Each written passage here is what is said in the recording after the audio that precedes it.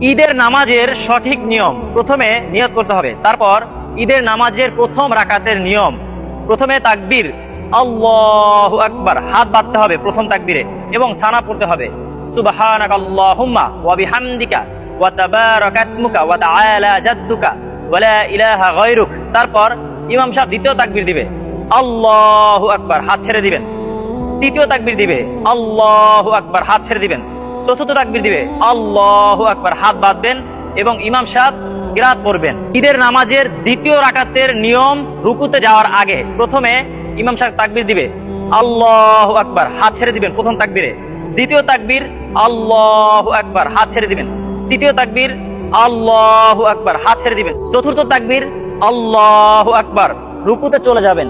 ঈদের নামাজের সঠিক এই নিয়মটি আপনি নিজে আমল করুন এবং অন্য মুসলমান ভাই যাতে সঠিকভাবে ঈদের নামাজ পড়তে পারে সেজন্য ভিডিওটি শেয়ার করে দিন।